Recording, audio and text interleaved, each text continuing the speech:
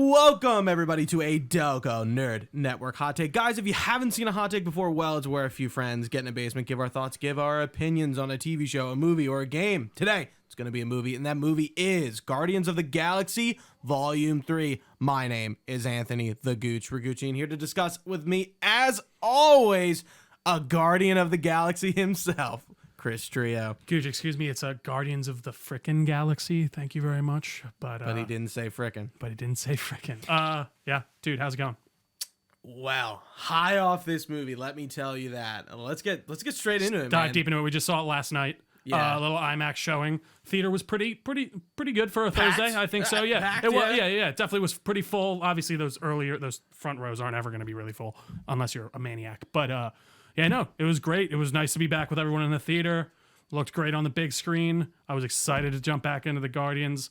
What were your expectations for this? Just general. I didn't really have any. Okay. Interesting. Why is that? I don't know. Okay. Chris Connor, friend of the show, asked me when we were getting food. He's like, "What do you think?" And I'm like, "You know what? To be honest with you, man, I haven't really thought about it at all." No, it did kind of sneak up on us because when you were like, "Hey, Guardians is next week," I was like, "Huh?" Like it did. It really did. But yeah, and I went in with I guess Marvel's been pretty middling for a while now. I think even though I was liked Quantum Mania, I think it did not do well. no, it didn't. Apparently, we were very much in the minute on that, or the minor on that Yeah. one. I felt I was still so strange. and I still stand by that review. I thoroughly enjoyed that movie. But Anyway, yeah. I want you to kick it off. What did you think So- of James Gunn's coup de grace? I will say I was expecting nothing less than great, in my opinion. Just because, I don't know about you, I thoroughly enjoyed the first two. I think they're incredibly cohesive and well-made films, and I think you can just hear James Gunn's voice all throughout it, and you can tell it's a James Gunn movie, and I love that. I mean, he did really kind of create another really cool intergalactic universe that I kind of want to hang out in, and he introduced a lot of other cool things in this movie. I love the biomass place was an interesting kind of wrinkle, but dude, it was fantastic. It was a 2.5 hour movie that went by like that. I didn't really feel like it dragged for me that often. I thought that every Guardian really kind of got their due for the most part. I maybe one is missing that I can't remember, but Mantis maybe kind of didn't get as much as I would like in this movie, but that's possibly because we got a lot of her in the holiday special. But overall, man, they knocked it out of the park, and I fucking adored this movie. I really did. I laughed, I cried, I did everything in between. It was great. What about you? Top 5. Easy. It's tough for me to disagree with you right now. Easy. I'm kind of watching this movie, and I'm sitting here blown away. Yeah. I'm like, oh my god, Why is it so good? I cried 2 times. Yeah. Pretty much. Sobbed. Very sad. Yeah. Dude, I was very focused on this movie, very in the weeds of what was going on. The character stories, which is where this movie shines. This movie is really about Rocket.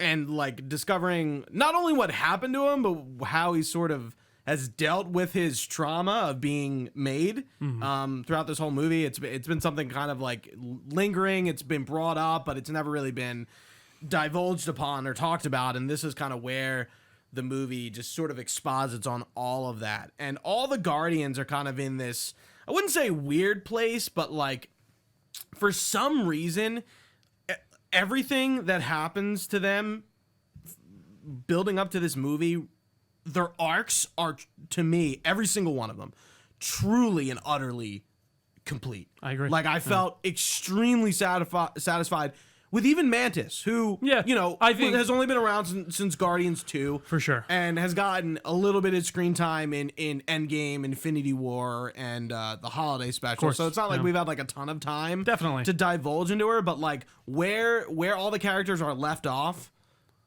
is absolutely fantastic. I just agree. could not have been more satisfied and wanting more, even though I know we're not gonna get more. Yeah, absolutely. Things are looking bright for DC after this, man. Well, dude, it's so funny. It kind of just is we know James Gunn is not going to do another Marvel film, so it's only I'm do you excited think you for can DC. conclusively say that?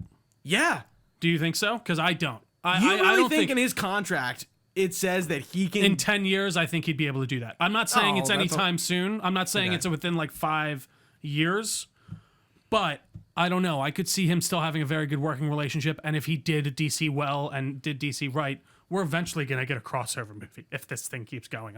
I'm absolutely 100% confident of that. One day, Marvel and DC characters will meet in live action if this continues to be successful. And I think a big question a lot of people had coming up to this was like, are superhero movies dead? Like, are we dead? Blah blah blah. I feel like that's always the talk since these last couple movies haven't done gangbusters, and I think that was a really big one during Ant-Man. But I don't know. I just think this shows, man, just make a great fucking movie and work on. And by the way, the CGI. Crisp and great. Not a Rocket fault. looked not a fault. Fucking awesome. All the aliens and everything looked amazing. And what's the company called? Not Oglethorpe. It's like Orgo Corp. Orgo Corp. Yeah. Like, and their base is like this biomass material. It's all gross and goopy and organic, Disgusting. fleshy stuff. You're like sticking your hands in things to move them. Yeah, like, and it all looks great. I mean, it looks real too. A lot of sets, it seemed. Yeah, it's definitely an aesthetic, whether you like it or not. Oh, but absolutely. like, it looks fantastic. For sure. And a great little Nathan. I'm sorry, not Nathan. What's Nathan Fillion? Nathan Fillion. Yeah. I was about to say Nathan Drake. I mean, counts technically. Might as well be. Yeah.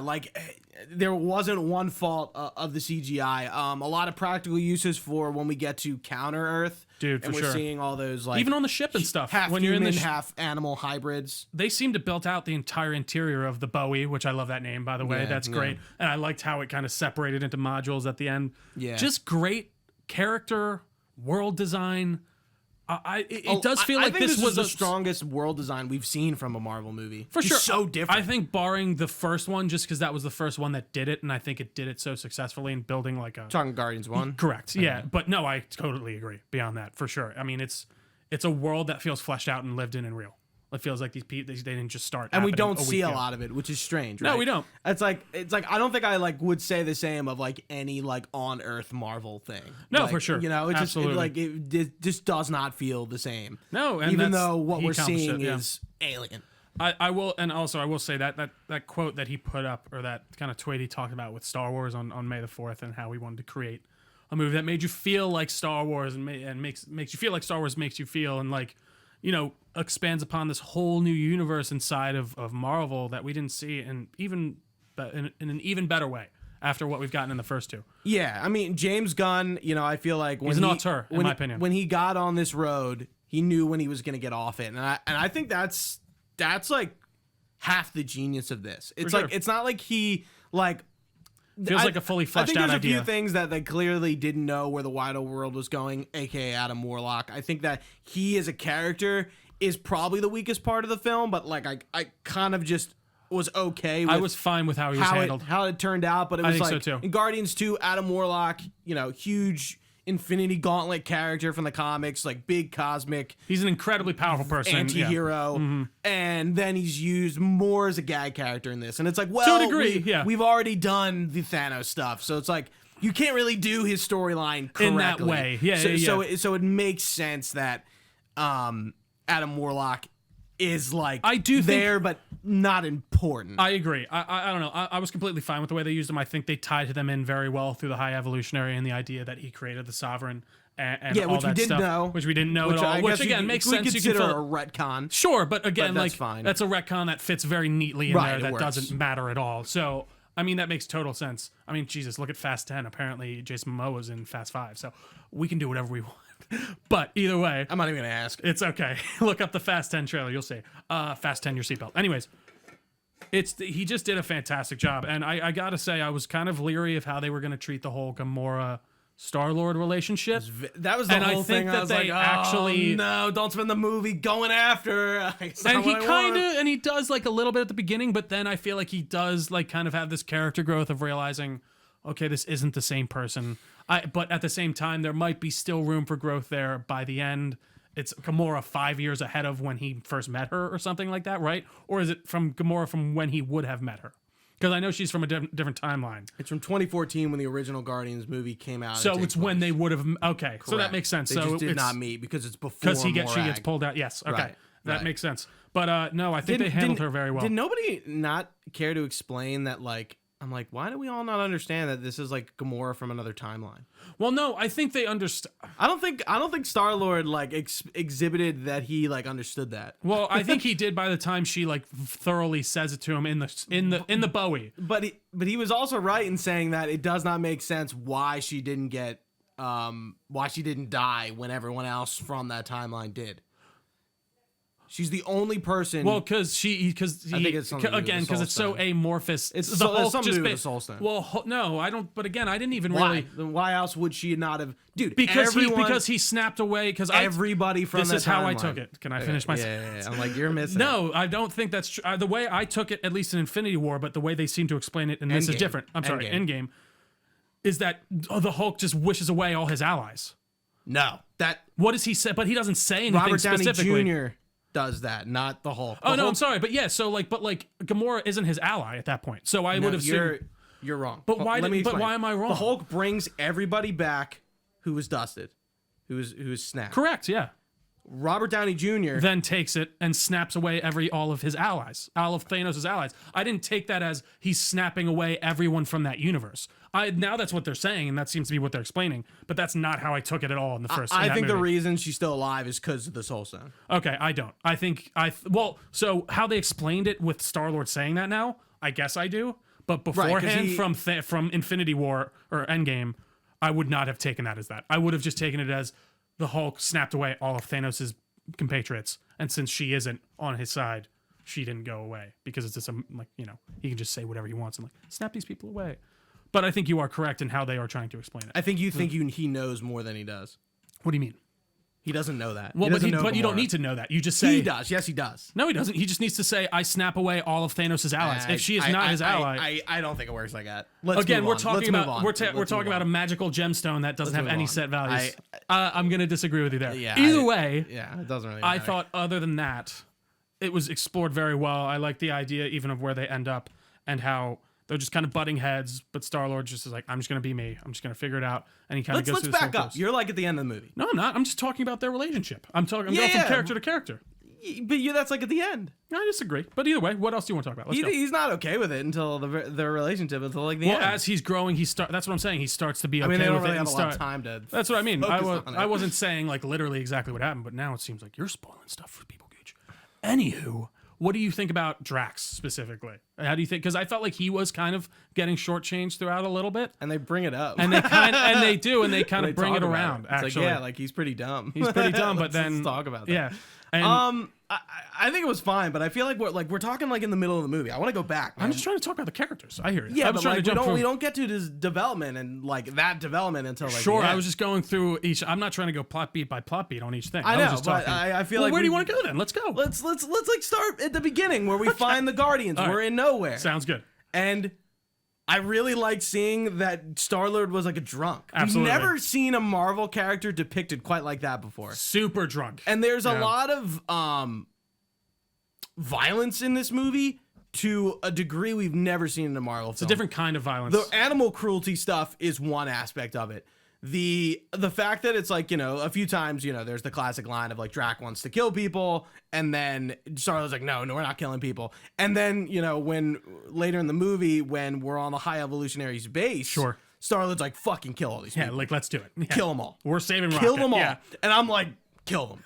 And I like how they bring it up, because they're like, before they would not talk about it, and it's like, okay, are we killing these people, or are we just punching them really fucking hard? No, it's true. There were definitive deaths, where you were getting stabbed through the chest, you're getting your head cut off.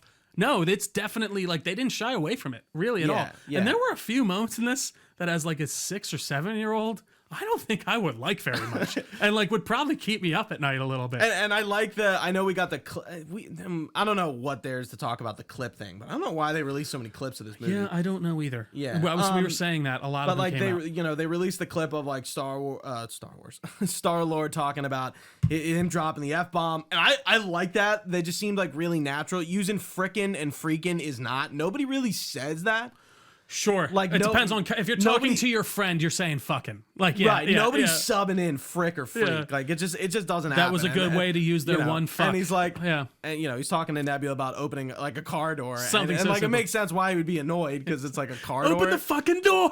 Yeah, like, get in the car. Dude, Chris Pratt, He looked good. he looked amazing, Yeah. and I cannot give him enough credit for like hitting those comedic chops as well as those really serious and kind of heartwarming moments. And I don't know, I feel like I always see weird stuff online. Like he gets like weird extra hate for some reason. Maybe it's something only I notice, and I don't understand it. He lives in this role.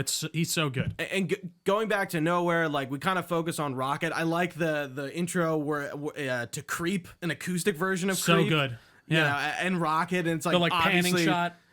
Talking about Rocket being this like out of the misfits of the group, he really is the misfit. I'm a freak. A creep. Damn it. I'm a is it loser? I'm a weirdo.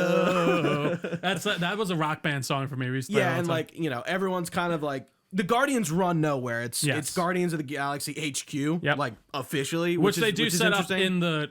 in the holiday special special. and stuff. I did like the touch of the sign that was actually like their logo. Yes, and then it gets yeah, broken. Yeah. And that immediately it's good stuff. Yeah. there's some illusion right there. But we're kind of seeing where everyone's at. And I love Nebula. Yeah, I did too. What a character who I probably couldn't tell you I didn't give two shits about. in the first one, And yeah, like for sure. Even Rocket of like I really dug what they did with. I mean, I liked Rocket before, but like obviously I like him more after this movie. But I there was something they were doing with Nebula that I noticed in Endgame. I'm like, I really like where they're going For sure. with her Yeah. on her redemption arc and her growth. It's like astronomical. Mm-hmm. Like I'm just like, I really just like this character a lot. Karen Gillan does a great job. She's killer. Where's her arm coming from? What It is the got new ripped. arm? So it's just so I know it's- it got ripped I was off. gonna say I'm not usually a nanotech person. Is it but- Stark Nanotech? No, I think it's just an alien tech like arm thing. I'm like, I don't think they really it looks explained like a any- destroyer arm or It's something so like that. cool. It's like all chain linked almost, and then it just morphs into different things. I really like that a lot. I thought that was a very cool kind of. So and that scene we're talking about gets interrupted. Adam Warlock just does he come into and he's just like flying through the galaxy. I It's like that oh, effect a lot. shit. Yeah, Will Poulter. He looked great. Here comes Adam Warlock to fuck everyone up. And going back to the violence, fucks up Rocket, fucks up Nebula, fucks up Drax. Dude, everyone that- is getting their shit kicked in. Thank you for and mentioning that. And you're seeing it. That scene where Nebula's broken to shit and she's shifting her entire body back, like you've seen. Oh, And she does was it like 2 or 3 again, that times. would be something me as like an 8-year-old kid. That would probably fuck with me a little bit. Like I appreciate them really kind of leaning in and being like, no, it's you can bring your kids to this, but like this is the kind of violence I feel like we used to see in PG-13 movies back in the day that was a bit more raunchy, like in the way of like not raunchy, but like Visceral? real, Yeah, like just- it's not cutting away when you slice someone. Right, you're you're seeing seeing the it, full yeah. impact of a death. Yeah. And I think that's big. And I think what that does for me is raises the stakes. No, it makes the we kind of had a hunch that from the trailers, not everyone was going to make it out of this movie, and they really never stop with those stakes. You always feel like every time there's a fight, For sure. somebody could die. Absolutely. Drax has like, and later in Orgo Corp. Orgo Corp. It's Organism Corp, I think. Okay, 'cause, yeah. Organism Corp. Orgo Corp, yeah. He gets fucked up by Nathan Fillion's character with this powerful gun he's using, and he gets knocked down, and then like Mantis is helping him up, and he gets shot again. Like they're showing that like, hey, like these characters are in danger. They're putting themselves in danger for their friend too. Like Rocket gets injured by Adam Warlock, and they find out there is a kill switch on his heart, and they need to go figure out how to get rid of this thing. That's how they go Again, to Orgo killer Corp. acting too. Like it feels like they are all. I know it's easy. Like yeah, of course they're actors. They should be acting, but like it does just feel so real and legitimate. And that scene where I won't get it, but like that, it's in the trailer where Quill's yelling and just these visceral emotional moments that really make it resonate with you and really just kind of tie it all home. And the movie's filled with it. It's filled with a lot of comedy, but it doesn't take away. I feel like they use it very well. Like, and yeah, that's I mean, some of it is like very typical Marvel writing. Absolutely. But I think it works better in this. The stakes are again really high. Rocket's life is in danger. It feels almost like the whole James Gunn's movie. voice. Yeah, no, And, absolutely. And between as the Guardians are trying to figure out a way to to save Rocket, we're getting interstitial cuts of his past, him being created, him being plucked from what would a group of raccoons be? Like a heist, Like a heist of raccoons. That would like be a fun. mask, I'm gonna look it up right now. What is the term for a group of raccoons? So, and he gets taken from the group of raccoons. He's the high evolutionary plucked off Earth, and he gets turned into this. It's formerly known as a gaze. Interesting. Yeah, Gaze. A gaze of raccoons. like you gaze at somebody. Yeah. Interesting. Gets plucked from the gaze. Yeah. That doesn't sound right. Let's move on. And that in his experiments, the high evolutionary is also experimenting on other animals. We meet who will be known as Teefs, Lila, and Floor, who are just like Rocket from different experimental batches and groups. Who Floor is like a bunny with like spider legs and like a muzzle. I know I keep saying it, but that would also fucking keep me up at night as a child. Oh my Teefs god! is like a walrus in like a wheelchair with wheels, and Lila And his doesn't have eyes arms. are like kept open, like with thing. Oh yeah. Did you see the things on his eyes? They're like there's like hooks on his eyes that like Really? look like they're keeping. Some definite it's very light, but very light body horror. And then they're cute and they're funny and they're like when Rocket's talking like as like a baby, like oh my god, so cute. And again, and he's like, when they you see do his head carved open. Oh, dude, it's so like, tough. It's tough. It's sad. And I I love that introduction scene of all his friends because it's almost like that scene from Toy Story when all the like fucked up toys are rolling in. Yeah, and then but then you realize they're all cool and it's not a big deal. Yeah, like that's the definitely baby head on the spider legs. Yeah. And he's a good guy. And the fishing pole with like women's legs for some reason or something like that. I've seen actually. Have you ever seen the comparisons online to Will Poulter and what's his name from Toy Story? Yes, it's so fun. Sid, yeah. But again, Will Poulter. If you told me 6 years ago.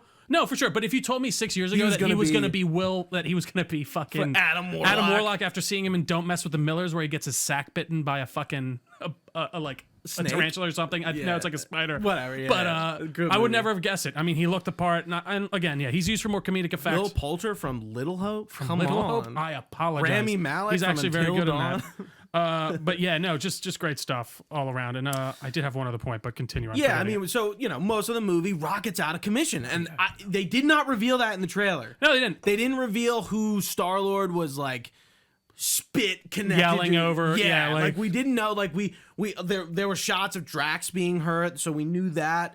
Nebula gets. Can Nebula like die? Can she not die? I think if you like incinerated her, yes. But like if you just flesh wounds, I don't think if you're just breaking her body out. I mean, she says a lot. Thanos tortured her by replacing her body with cybernetics, and we see a lot of that, so it makes sense. You did bring him up earlier, but I just want to stress the high evolutionary, just performance wise. I can't remember. I don't know how to say. Chukwudi Iwuji. I don't know if that's how I'm saying. No, his I think name that's correctly. it. I've heard it said, and that sounded good. That sounded great, Drew. He was fucking awesome. Yeah, I really liked him. A Marvel villain who you hated from moment one. What a concept! Because I feel, but you felt so like strongly connected to this such a personal villain. And I felt like it stood on that line perfectly between campy and really kind of scary. He didn't feel like that much of a threat per se, but like you just hated what he was doing. Yeah, you did not like his what he was going for. And then he wipes out an entire civilization that he created. Yeah. I like how they bring it up, and like again, another genocide. Yeah. Another like within seconds. We don't linger on it, but like the High Evolutionary blows up an entire planet. Yeah. I mean, I know he created it, and they were his like lab rats, but like he kills all these people. Sure. So easy. I know, and I actually did kind of like the wrinkle of him being. being like, oh, I went to Earth and I actually really liked your society and I wanted to create the brought perfect back music brought back and- music and that's where he seems to have gotten all the animals, of course, and all that stuff. And Right. I do kind of like that as a switch up because I feel like in most sci-fi films or whatever, you go out to the greater world and they're like, Earth, those fucking idiots. Like we're all, you know right. what I Because mean? in Guardians, they're like Terrans. That's right. Even in You the know? first one, yeah. They're like so it was just primitives, interesting. I right? like that idea of him being like, no, I actually liked it, and I'm just trying to And so improve upon it. Gamora doesn't come in until about, I guess it's like 30-ish minutes in when we're going to Orgo Corp. Nebula makes a deal with Gamora. Hey, we need help to get into this highly high security corporate place, yeah. flesh mass in the In the sky, yeah. sky. Flesh space station. Yeah, we need the Ravagers' help, and she's with the original Guardians, which is like Mike Rosenbaum and Sly Stallone. yeah, Stallone and like a few other characters we saw in Guardians 2. She's working with them. And then she kind of helps us get in, and then she's kind of in for the rest of the ride after that. You know who was a really good dog?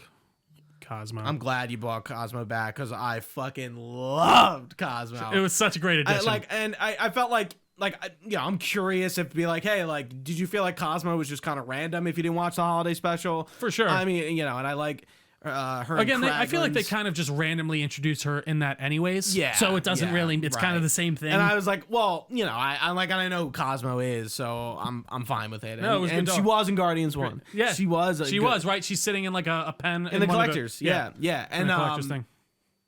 You see Duck, Howard the Duck, of course, at the table too. For a yeah, second. that's towards the end. Yeah. The bad dog thing. Yeah. Why does Kraglin call her a bad dog? Because because she showed him up at the beginning with the arrow. Yeah, because he was trying to use the arrow. Because Kraglin's still trying to use Yondu's arrow.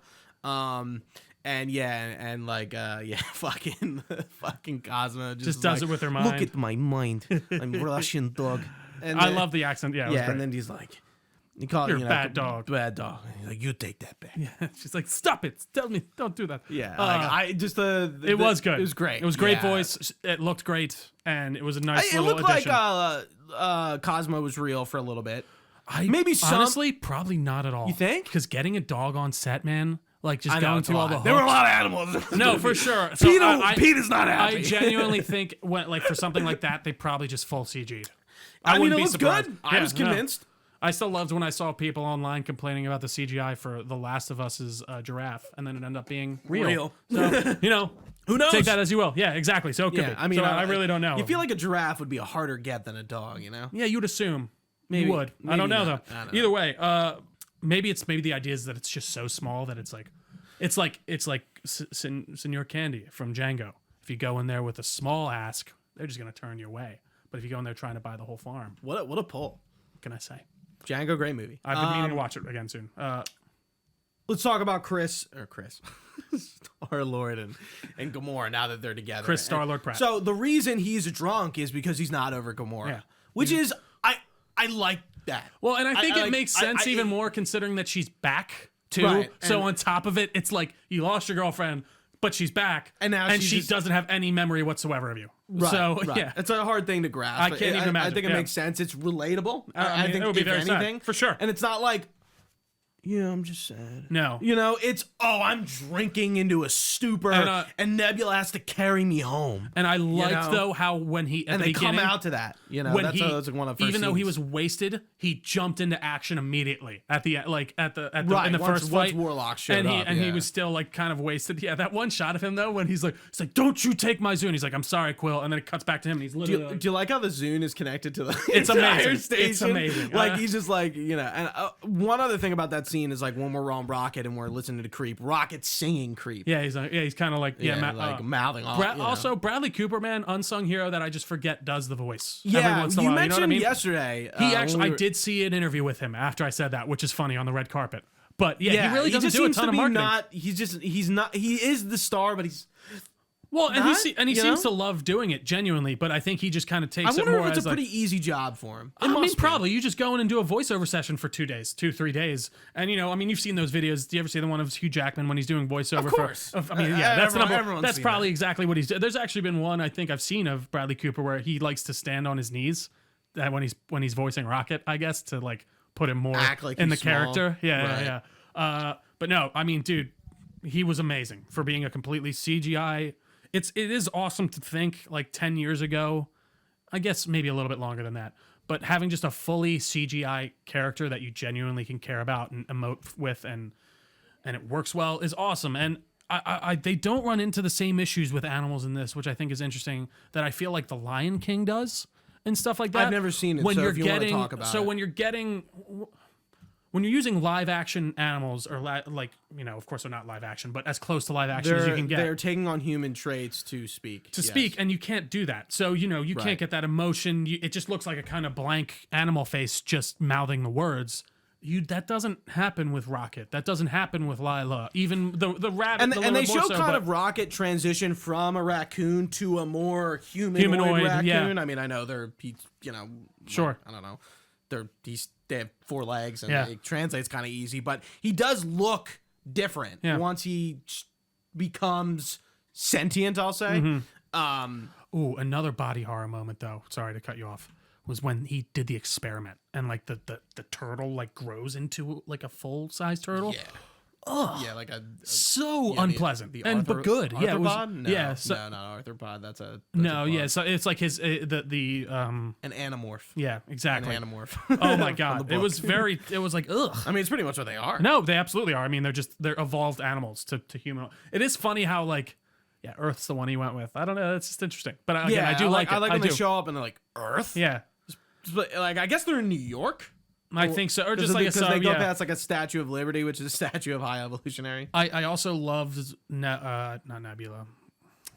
Mantis bringing up Star-Lord's grandfather and stuff like that at the beginning. And just being like, and what are you running away from? Why haven't you gone back to Earth? As soon as Gamora picks up that photo and then she gives it back to him, I'm like, I know where this is going. Yeah. And I'm kind of happy because it's true. Like, I think in Guardians 2, I was even wondering that. I'm like, why isn't Star-Lord like went back? Like to see his grandpa or do something like even after Endgame. Yeah. Like, I would imagine most Earth people know who the Guardians are now and understand that they're, they and that make is jokes about it all the fucking time. It's so funny. So I would wonder if they would be like, and like, Grandpa, I was gonna call him Grandpa Quill, but that wouldn't be his last name. No, it is Meredith. Yeah, Quill, I was gonna say, Grandpa Quill would know that Peter Quill is Star-Lord, and he was one of the heroes in the battle against Thanos. I could take it that they wouldn't.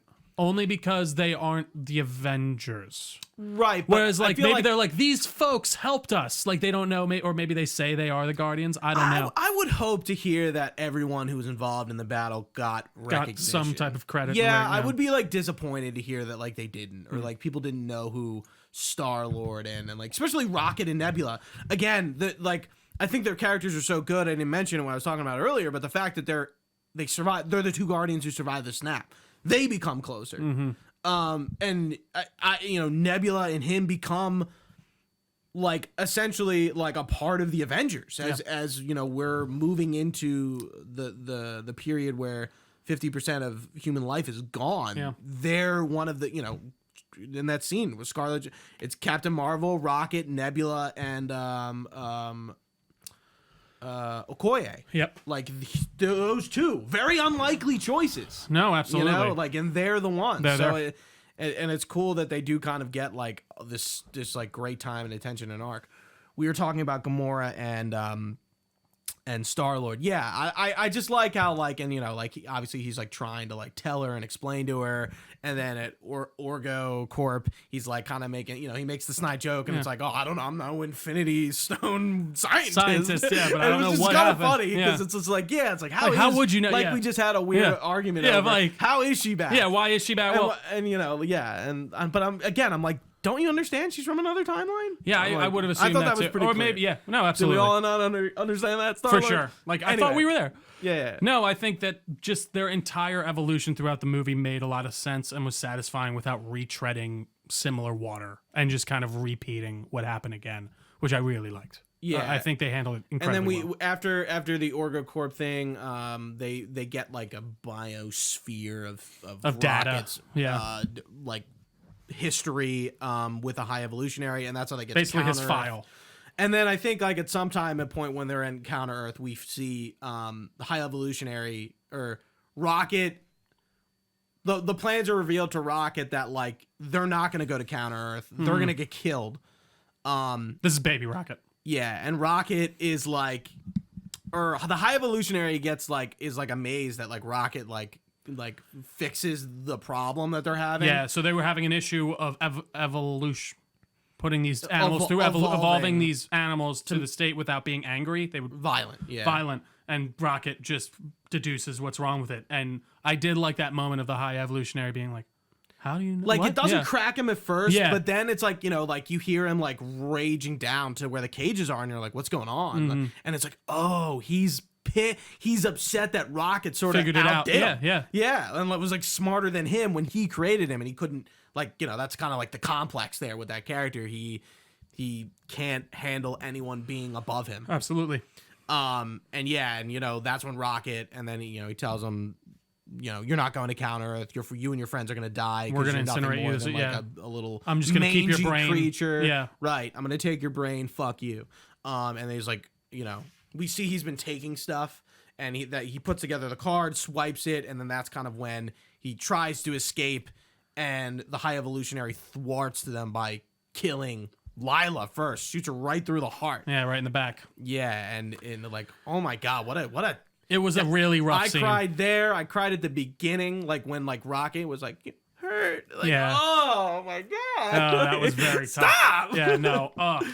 It was a very powerful scene. Seriously. And then Rocket gets his first taste of violence in that scene where he picks up the gun, shoots the guards who kill Teefs and Floor, and then I thought that's after he shreds his face though, right? Because it's before.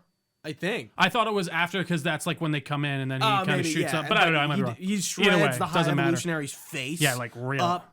Yeah, and that's like the bloodlust. Like the Rocket we know. He hit anger. Yeah, comes out then when he's like all about guns and killing people. And, yeah. Ooh, I like that moment. Rocket also when he's sitting on. There's like a moment where he's sitting on the High Evolutionary's lap and he's going through all these like equations and he's like reading him through it. Yeah, and he sees his voice. They talk about the sky a lot, and he sees the ship, and he's like, "I want to," which he does do. He's like, "I want to build a ship and like go through the forever sky with my friends," and he does do that, just not those friends. Those friends. Yeah, so good, and I mean it that kind of whole conflict.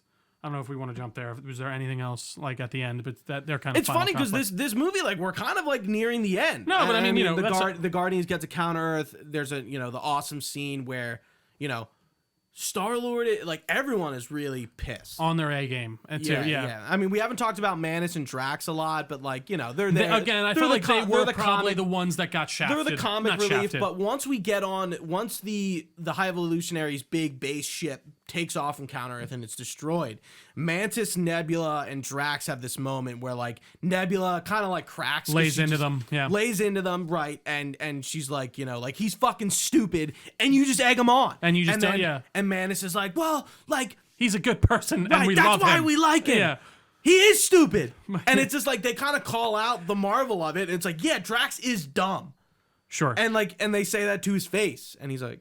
But again, which I think they've done before. I don't even think it's calling this. Like, you think I'm stupid? It's like, he's like, I don't think this is a what does he say? Like a defense that I really appreciate, or something like that. Yeah, and then she like wipes his mind. But they have this like really like emotional kind of like meta moment of like calling out their characters. And Mantis is like, well, you're fucking, you're damaged, and you're just like pushing everyone away, and it's like you want to find fault in everyone else. It's again, it's a scene that is I actually, it's funny, the meta-ness kind of went over my head, but I do see what you're saying.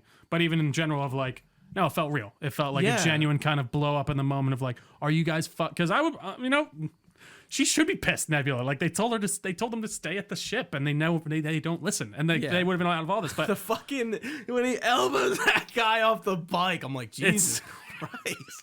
He just clotheslined him. He doesn't even. Clotheslined him. My gosh, it's terrible. And that scene in the house was really funny. And it's like, when we get to see the people that the High Evolutionaries created and the society. I didn't pick up that squid guy was selling those kids meth.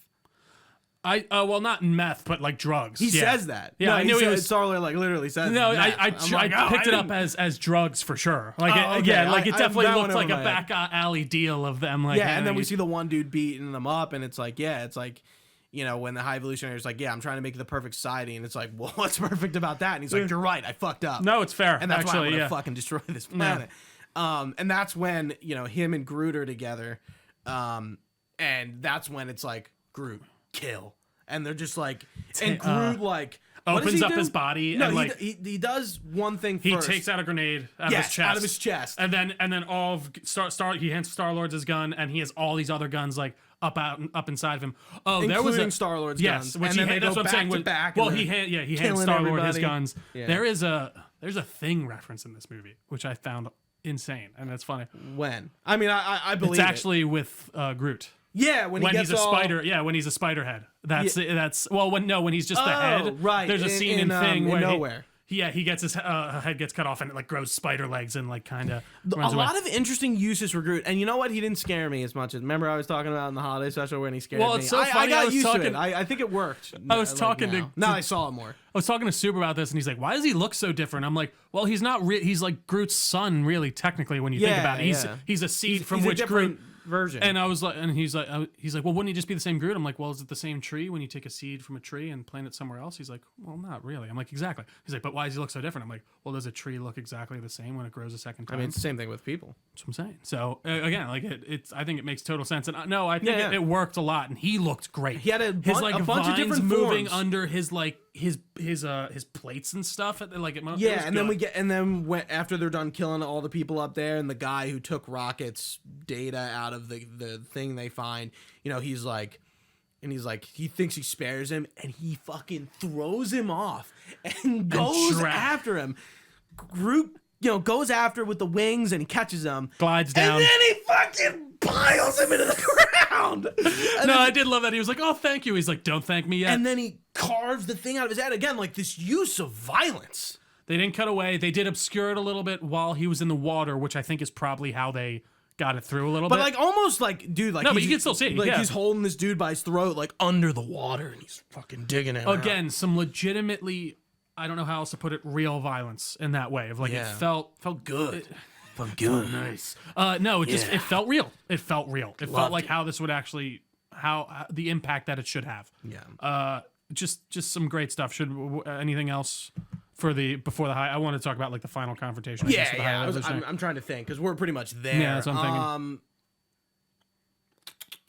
Just again, I can't help but stress the performances all around are great. Dude, I do think Kraglin, of course, is not like he's not meant to be a big main character, but his kind of whole arc throughout in this one was very I could see that coming. I kind of he has the moment. It's like Yondu about using the fin. I did like that moment actually. Good moment. Good use of bringing Yondu back just for a quick like.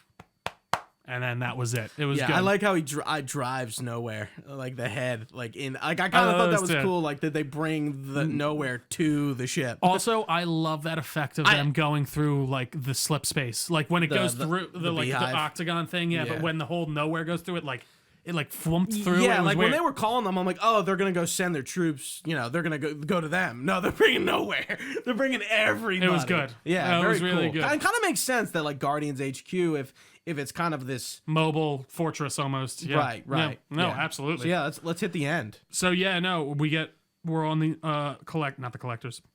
What is it? The High Evolutionaries ship. Everything's going to shit. They're getting all the people, all of his new experimental race off. People, they're kids. They're just these kids that are just they're all animals and children. Like, and they so we're evacuating them all off, but they lose Rocket, and he goes back to save all of the non-higher intelligent life forms. We did kind of skip over him being revived. Oh right. So he gets the code off of that guy. A great powerful moment where Peter gets it back to him, and they're trying to get him to revive. Rocket dies for a moment. He has a yeah. We got to talk about. He gets into heaven for a minute and says hi. It's like the Deathly Hallows Part 2 King Station scene. He sees Lila. He sees the other. He sees Floor, and who was the other? What was his Teefs. And she gives him this thing. She's like, oh, we've been flying in the great blue sky, like you said. And he's like, can I come? And she's like, yep. And then he's going. And you're like, And then she stops him, and she's like, "But not yet. You still have a purpose here." And then it Yeah, sends she him has back. this really like. It was very like religious. Yeah. No, genuinely, like it was Yeah. like I was like it was. Like it really you was. have more to do. What does that mean? No, it man? felt, but even just the way it was presented, like it felt like it. I mean, I guess we know there's an afterlife from a couple different properties in this, but Yeah, I would imagine in the way of, like- in the MCU comic book. I was gonna say Meshuggah. Meshuggah. But yeah, no, it's minutia. There is Yeah. probably a plane. Of, well, I mean, there is hell too, even right. we've 'cause seen yeah. Valhalla. Yeah, So so no, I mean, it's incredibly heart wrenging and sad, but that another tearjerker moment. Do you're like like it's Chris, quiet and he's like, but Chris Pratt sells it when so he- much. you mean Star-Lord, but no Bradley Cooper. well, too. No, I'm saying, but also on top of Bradley Cooper already being amazing. Oh, well, but like when Rocket goes like, "Can I come?" I'm like, I know it's so tough. Yeah. "Oh my god!" Like I don't know, I can't do this. They did have me for a second. I didn't know. I couldn't. I felt like I was in 75% at. Of course, he's gonna come back because. Dude, I you need that, I was in the moment. was- I was it was not so- thinking it was he's so coming sad. back. It was good. I was so enthralled with what I was watching that I was just in that moment. Also, I will give them a lot of credit for putting in those flashbacks the way they did and not have them feel like out all of at the place. beginning? or like Yeah. or just kind of like this doesn't fit They right felt here. very appropriate, Yeah. unlike Book of Boba Fett. Yes, absolutely. I'm gonna take a back to bath now. Let's do some flashbacks. Yeah. Yeah, dude. Girl, I mean, it's great stuff. And that final confrontation with the High Evolutionary, Who's is, totally off his rocker. He's at this point, he's just so pissed that Rocket's been outwitting him. It seems to me like he's losing it. no sleep, no. His whole ship tries to mutiny on him at one point, and he just blows them all up. We got to talk about the suits. No, for sure. Dude, like Rocket good. with his little boots and his little great. Guardian's outfit looks fantastic. I mean, Everyone looks so good. does Star-Lord. Like those two, like their comic book outfits. Like we finally see it. You know what I just thought about? What? I don't think we see Star-Lord in his helmet once. Nope, doesn't use it. I It's thought so about funny, it on the way home. because I would have loved to see that, like maybe comic design. Yeah, so helmet. that's like his Annihilation Conquest outfit. That suit. Oh, interesting. Which is a storyline that not many people like. That has never really been brought up. Interesting. That's a big comic book arc in Marvel. I am just kind of surprised he didn't click it even in those moments of like fighting. Oh wow. Right, yeah. No, but that's fine. I think that works. Maybe Chris Pratt was like, no helmet. I think that might have been it. But also, I think maybe even no Mando. I think even James Gunn might have been like, I don't think we need you to have that unless you maybe want to in a scene, or maybe we think, but like there isn't any reason to have you. And you know what? He must not have it literally on him. Because I don't think- he never would have put it on, right? And I think so too. It's That's what I would have taken up. But he dies like that in the first one. But Yeah. He gives it to Gamora. Yeah. It's a rebreather. Yeah, so exactly. He would be able to breathe in space. No, with it. that's so true. I didn't even think about that. That's yeah. so He interesting. must literally just. Not have it anymore. That makes sense. Why? That whole scene at the end when Yeah, he because dies. that is why. Because if he did had the have it, helmet, he would have been able to wouldn't- use it. So they were That's like, we got to absolute- write it out. You know what might have happened? There might have been some completed scenes And they were with like, his helmet "Guys, on, we gotta and he get- was like, "Guys, this actually makes no sense because at the end here we can't have him go out into space with the helmet on." We just figured it out. I think that's or James Gunn's just a smart director and knew that and didn't do that from the beginning. Sure. But we figured it out. Well, we figured it out. Right. But yeah, no. I mean, dude, he sells it in that moment of Rocket like really dying. Like we see it in the trailer for a second, but just like him bawling and losing it. When he's like he's like my best friend. This is ridiculous. And I did like again those little kind of silly moments with Drax being like second best friend. That stuff really works in this script, and I think it couldn't have been accomplished any better. That final confrontation with the High Evolutionary is so good with Rocket, where he lifts him up and you think he's kind of got the upper hand, and then Rocket just clicks. He gravity boots down and he goes, "No, and does he say I'm a guard? I'm a guardian of the galaxy. My And name is Rocket Raccoon." Rocket, and he kind of waits for a second for Raccoon. He's like, Rocket, Raccoon. There's this really complete moment when Rocket knows he's a raccoon this whole fucking time. Let's be honest. But I think him calling himself a raccoon in the past has equated himself to being an animal. An animal, yeah, being a nothing, being lesser than a human, or a sentient being of any kind, yeah. Right. So, like him being called a raccoon makes him feel lesser, and that was his whole trauma thing. So when he finally sees, where he came from, obviously probably not the same gaze of raccoons. But, and he Why is it gaze? God damn it. And he sees, like, the species, and, like, more commonly known as raccoon. It's like this. Yeah, and he's like looking at all the baby raccoons, and he's just like accepts what he is. Oh, that moment when he puts his face towards them, and then the one just kind of grabs his nose, and I'm like, oh, it's so good. Yeah, it was really good. It's so cute. But anyways, that's when the High Evolutionary comes in, and then throws him around, and he just fucks him up though. And then the other Guardians come. His little I booties. was afraid that they were gonna have all the Guardians be on the ship and be like, "Where's Rocket?" I love that they showed up and helped him fuck him up. Yeah, they're like, they were going for the kids because obviously, there's a bunch of kids in pens in this fucking place. We gotta get out of them. I like the scene where Drax really has his moment of like, in the game we explore his family side a lot more, and it's mentioned which in the is beginning. Great. But if you haven't played the Guardians game from Eidos Montreal, play please that play shit. that game. Play that shit. Yeah, like he talks about his family being killed by Thanos in the first movie a lot. But we never really see any of him being a dad in anything. For sure. Yeah. So like I feel like, James Gunn like finally gave Drax this let's have him be a dad. Yeah. And he's, all these like little girls are like, speaking this weird language that he suddenly knows how to speak. Well, and I love how Nebula's like, why didn't you tell us you knew how to speak it? You didn't ask. Yeah. And it's like this moment of like realization in her. Thought he was less like this idiot. He wouldn't know. Why would he know? know? Yeah. Right. And he like makes like these monkey sounds, and he's like being cute, and they're robot sounds. But I let he's he like call walking around. He's like beep boop beep boop monkey sounds. And he's like, what kind of monkey? And Hernandez is like, that's not a monkey. That's not a monkey. Like, I don't know. It's good. But yeah, it's this really like goofy moment that like and like Nebula says at the end, or is it Nebula Mantis? One of them says at the end, like, you're not a destroyer, you're a dad. Yeah. Drax the dad.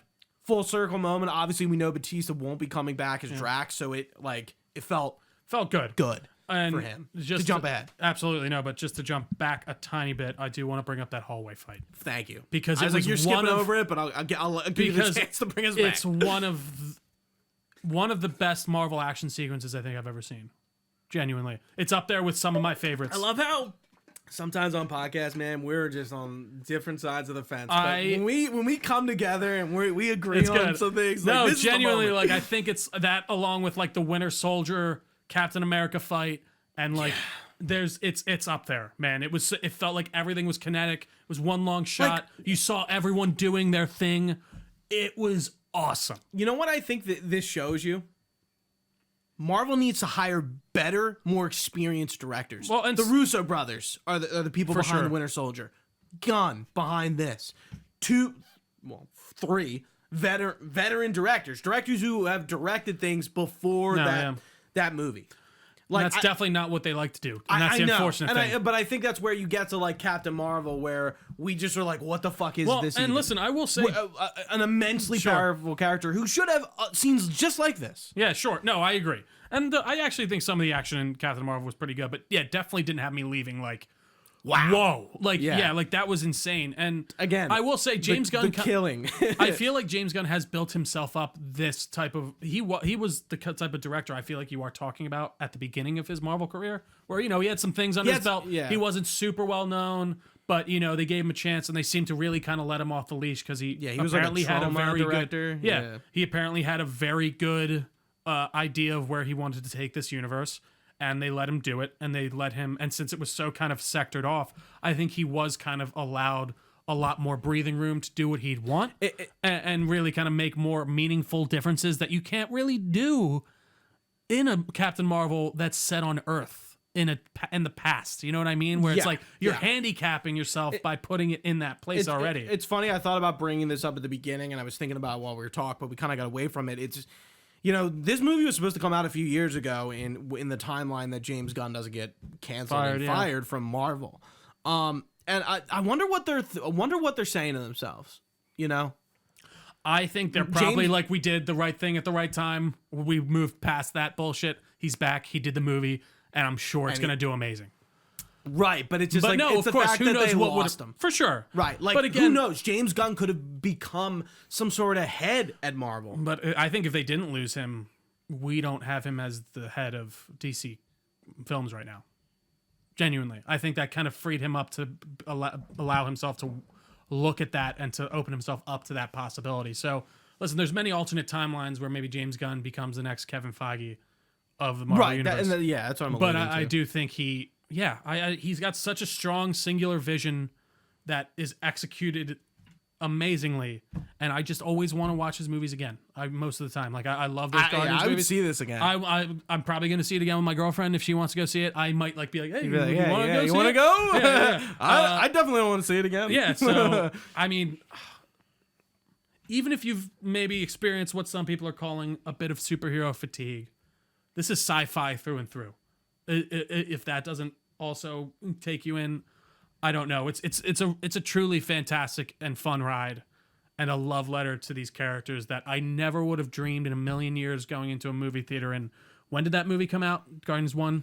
2014. In 2014, that I would give a shit. We're 9 years with the Guardians. About the Guardians of the Galaxy. Right. And it's funny, especially Rocket Raccoon, not a well-known comic book character. He was in 10 issues. Yeah. 10! Yeah. Before this movie. Oh, really? I actually had 10 issues. I did not know. And He's I'm not assuming now he's in like all of it, right? Yeah. Yeah, like he was not really a Guardians of the Galaxy like staple. Sure. It was like Star-Lord, Gamora, Drax. Well, when they relaunched because it was originally the Sylvester Stallone team with the Iceman, right? For that we see in the movie.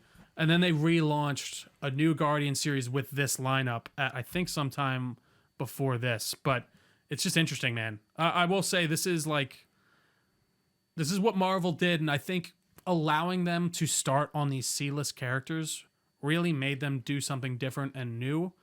Because they had to build. They had to build up. They had to build up. Absolutely. They didn't have Fantastic Wonder Four. Woman They didn't have the X-Men at Batman or absolutely. Superman. Even level. Iron Man at the time. Like they built these characters up, and especially I think this is one of their best examples of really making an amazing set of characters. So, we're matter. Anyways, we get to that Star-Lord. He going back for the Zune, almost kills him. Adam Warlock comes in for the redemption, saves him. I did call that. Did I look cool? No, I thought he was gonna die. Oh, really? I knew he was. You know why though? I knew he was gonna survive because there was like a story that Chris Pratt said he's open to, like, if the thing's right, I'm open to more Star-Lord. We'll talk about that toward the end. Absolutely. Here. Yeah, and that's pretty much the movie. Yeah. Everyone survives. And you know what, shocker. Gooch? I'm fine with it. Yeah. Yeah, no, because this is where I think this is a step up, obviously, from Ant-Man, but in the way of, like, you were they did enough emotional legwork to make you feel satisfied enough to not need a death. Right. You know what I mean? Yeah. And I think that's amazing. And the Guardians, at the end, we're back at nowhere. The band's breaking up. Star-Lord's going back to Earth. Nebula is going to be the leader of Nowhere. Gamora is going to go do her thing. With the Ravengers, and Star-Lord is okay with that. Drax is going to help Nebula. With all the new kids on Nowhere, yeah. Mantis is going to go find herself a little bit. A little walking journey, yeah. Rocket Raccoon is going to lead the Guardians of the Galaxy, which is now Cosmo, Kraglin, Adam Warlock, and it's not Nikki Gold, it's... Oh, I Googled her yesterday. I thought it was Nikki Gold. Fuck. Also, did you catch the... Shit. Did you catch the rat catcher? No, you asked me and I said I did not. No, so there's one girl at Orgo Corp. The one that Quill's talking to. That he's like trying to get. That's Ratcatcher? That's Ratcatcher. You know how I caught her? It was by her voice. It wasn't even actually by her look. Yeah. When she started talking a lot to him, I really caught it. And also we got his wife was in there for a second too. She got shot in the leg. Yeah. I'm trying to find who the fuck she is.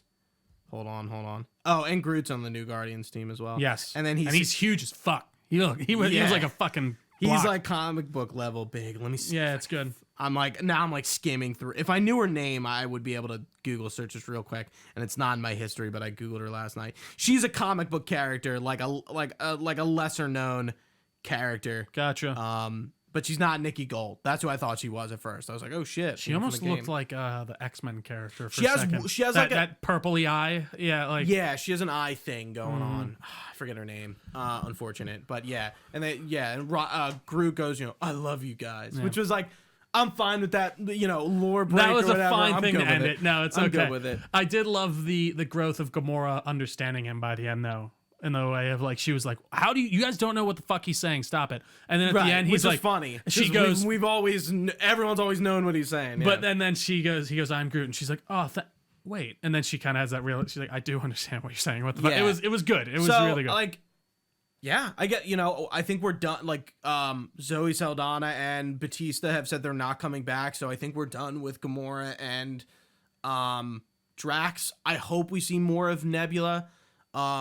Rocket, we'll probably see more of. Hard to say if we're going to see this new Guardians team. I mean, I think it's not going to be for Adam Warlock. I think we'll see again. I don't think it's going to be for at least 5 years. I think they're going to let the Guardians brand kind of chill for a bit. Yeah, and I think it's right. And Star-Lord finally, goes back and finds it. I love how his grandpa knows exactly who he is. He's like Peter. Yeah. And again, maybe that's because of Endgame and like maybe yeah. I took that more as like he's his grandfather and just he's like, oh my god, like immediately recognizes him. Right.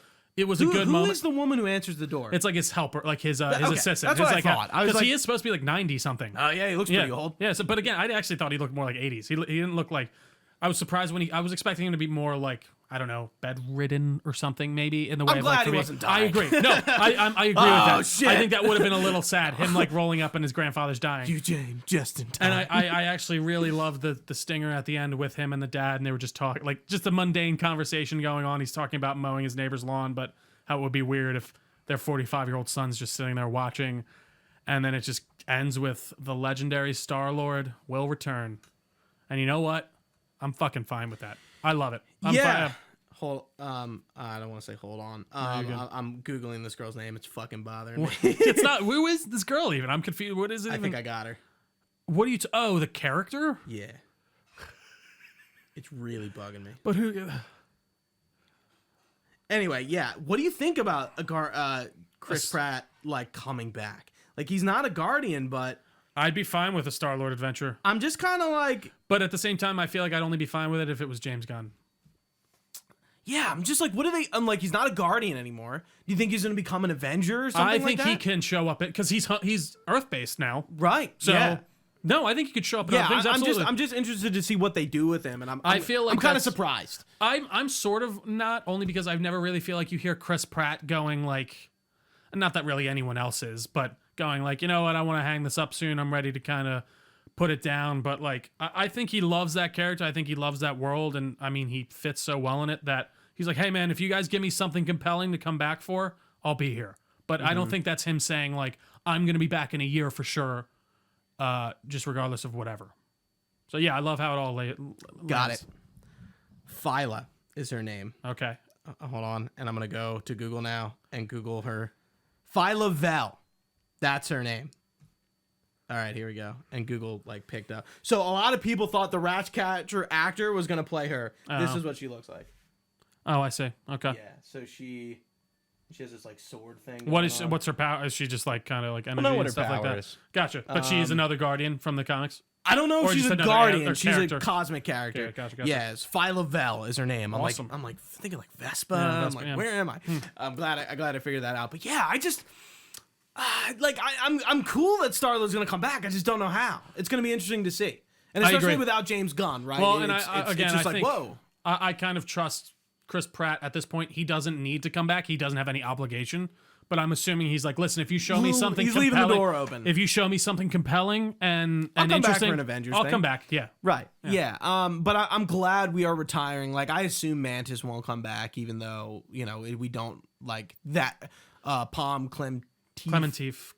I've heard some odd pronunciations of her last name, but yeah, man, we're again top 5, Phase 5. I agree. I mean, I know Quantumania, was our first movie of Phase 5. We liked it. Not great overall. For some reason. But this movie, holy shit, we're back. Yeah. But again, James Gunn is no longer with Marvel. We're not. It just shows you for now we're no longer getting a film by him. Will they be able to keep it up? What's our next movie? I know Secret Invasion is our next thing. I have absolutely maybe the Marvels. The Marvels. Yeah, it which is is the just like, oh no. I'm excited for the Marvels. I was surprised at how much I liked that trailer, to be honest. I asked Penza while we were sitting there, I'm like, who's directing the Marvels? I think it's like a couple. I think it might be the same directors. Nia Costa. Oh, okay. What has she done? Probably nothing. She's not. That was the couples were the Marvel. Miss Marvel. Yeah. What? It was Captain Marvel. Gotcha. Let's see. Previous, she did Candyman. Ugh. Yeah. Ugh. Like, why? Did you watch Candyman? No. It was so bad. I actually couldn't get through it just because it was like, does this director have the auterness that Gunn has? No, and that's the unfortunate. That's the thing with Star Wars and Marvel. They like to pick these directors that have like next to nothing under their belt, which they like to be like, look at us, we're supporting these small time directors. And no, it's because they can control them and they can easily they're just kind of there to be the director at name only and to do what they're told. So that does kind of scare me. And I would like to see more. Like, again, one of my favorite movies out of them in a while was Multiverse of Madness. And that because I felt Sam Raimi's hands all over that. And really kind of, it worked for me. So, I don't know. I want more of that. Yeah. We got a movie that didn't have a lot of connectors. No. Hey, this character's going to appear somewhere else. Yeah. And I think I know I've said that in the past and you called me out on it. And it's because everything else wasn't as good. And also, so I needed something like up here to kind of go, ooh. I do think whereas this whole movie satisfied me. I didn't give a shit that we didn't get. Yeah. You know, and that shows you we just need more good Arrows of movies. Titan didn't show up in Guardians 3. Like, I didn't need that. No, I think you just hit the nail on the head. Yeah, just make good movies again. Just start with that movie, worry about that movie, and then continue on. I know it's tough when you got a whole interconnected universe like this, but they're in there. And you just got to give people the tools and the right toolbox to create what they want. And, get people in there with a little bit of backing. I'm just so glad this movie was not middle or bad. It was fucking excellent. See, that would have blown me away if it was even middle. Like, I would have genuinely been surprised. So many things happen middle. That's just... it's true. It's like the Marvel fear. Like, it needs to just be good. And I will say, I was basing that more off my track run with James Gunn rather than Marvel itself in that way. But I also wasn't too hot on Guardians 2. Fair. I loved Guardians 2. I really enjoyed that one. But I think this one's stronger for sure. 3-1-2. But I think 3-1-2? Yeah, I guess I'd go that way. Objectively, I really do like a lot of the stuff in 2 with Quill and Ego and stuff like that. But no, I think I would concur. I would agree for sure. But Gooch, is there anything else? That does it for us. Go see Guardians Volume 3 if you haven't. If you've gotten this far, you've seen this fucking movie. Go see it again. I don't know what maybe go see it again if you'd like. And I can't wait to see what's going to happen in DC. No, I really can't. This gives me nothing but hope and optimism. Marvel, for DC. On the other hand, good stuff. Sucks they're losing them. It does. It sucks, but just got to say it. It's still great that they had them to begin with, to be honest. I do think that regardless, we got a really amazing trilogy out of this guy and Marvel, and I think it genuinely is my favorite trilogy out of the entire MCU. I think it tops Captain America for me. I think it tops easily Iron Man. Is there a third one now? I'm blanking. Thor? No. No, Thor. It shits on. Thor had 4. It's on trilogy. The 4. Yes. All right. As well. But yeah, that's it. Everyone, thank you so much. If you've been watching with us live on twitch.tv/Delco Nerd Network, we really appreciate your time. You can find this podcast anywhere podcasts are found. Just search Delco Nerd Network on your favorite podcast platform. You can find us on all the social media pages as well at Delco Nerds on basically everything. We got a Facebook page. We have a Discord channel. That all will be linked down below. You can even email us your comments, questions, or concerns, delconerds@gmail.com. We would be happy to get back to you, and you can find all this information on our website, delconerdnetwork.com. But for Gooch, I've been Trio. Thanks for watching. Stay nerdy, guys, and we will see you next time.